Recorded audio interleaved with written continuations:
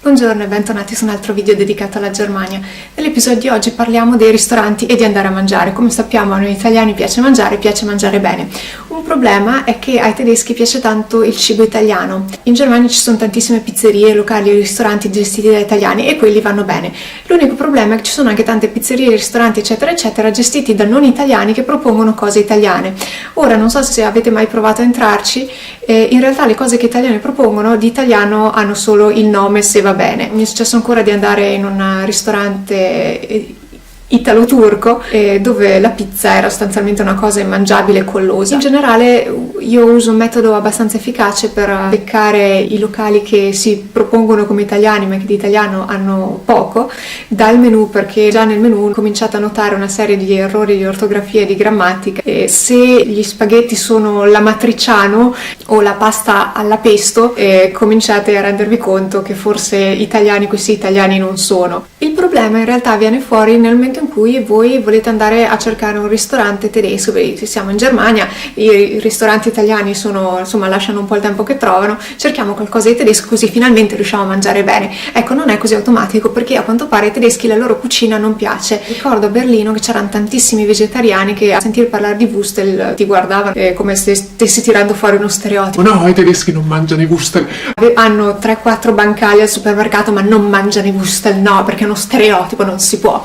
Per cui non fate brutte figure, non potete dire che i tedeschi mangiano i Würstel e i Krauti, li mangiano ma si offendono se glielo dici. Se voi cercate locali tipici tedeschi, anche i tedeschi non sanno consigliarveli, perché cosa fanno? Loro vanno a questo ristorante che si chiama Vapiano, che è sostanzialmente una catena stile McDonald's con cibi italiani, e sono tutti soddisfatti che mangiano cibo italiano. Fa schifo, ragazzi. Loro invece sono tutti felici. Voi che però siete in Germania per andare a cercare qualcosa di tipico tedesco siete un po' in crisi. Anch'io non so aiutarvi più di tanto, a parte a Berlino, perché avevo trovato 2 locali che assolutamente vi consiglio di andare a provare. Nel primo era un ristorante, sono andata con alcuni amici, l'abbiamo scoperto per caso perché era lì vicino dove abitavo io, era praticamente di fronte, era il primo che abbiamo trovato e abbiamo detto vabbè, proviamo, entriamo dentro. Ci ha serviti addirittura il gestore, non aveva lì tantissima gente, era una persona veramente squisita, ci ha spiegato cosa c'era all'interno di tutti i piatti. Noi abbiamo capito quello che abbiamo capito, vabbè, però una Wiener Schnitzel è una Wiener Schnitzel un po' dappertutto. Siamo andati un po' sul sicuro e era veramente buona, fatta veramente bene.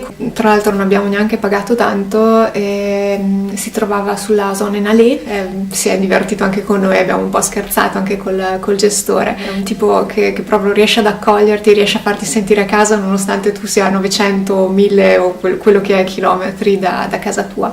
Un altro locale, più che un locale, questa è una pasticceria, io sono un po' golosa, però la vedi già da fuori, no? È un localino con i tavolini tutti carini, con i quadri stile Belle Époque, le tovaglie col pizzo, le seggioline stile Liberty, insomma tutto questo locale un po' particolare, molto caratteristico, in cui vendevano delle torte, signori, ragazzi, per 3,50 €. Ci siamo presi una torta che era alta così, che sarà stato 20 cm di altezza, 10 cm di larghezza e lunga altrettanto, una cosa enorme. Ci siamo mangiati sta torta che ti mangi in 4, veramente buona e con ottimi prezzi. Il cappuccino era quasi accettabile, cosa assai rara in Germania, ragazzi, l'ho cercato dappertutto, ho provato decine di bar locali, ma un cappuccino fatto come un normale cappuccino, già è difficile ultimamente trovarlo, ne trovo proprio bocchini che facciano un cappuccino che sa di cappuccino e non di A, non so, ci metto dentro l'acqua secondo me, sperando che nessuno senta la differenza. E in effetti i tedeschi la differenza non la sentono, cioè deve arrivare il anche perché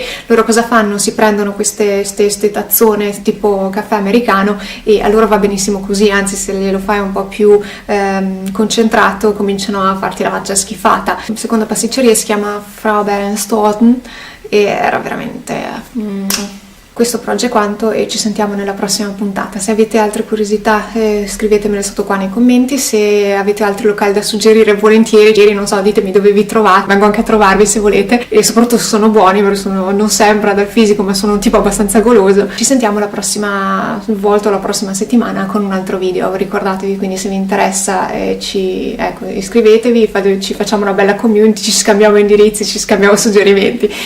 Ci sentiamo la prossima volta.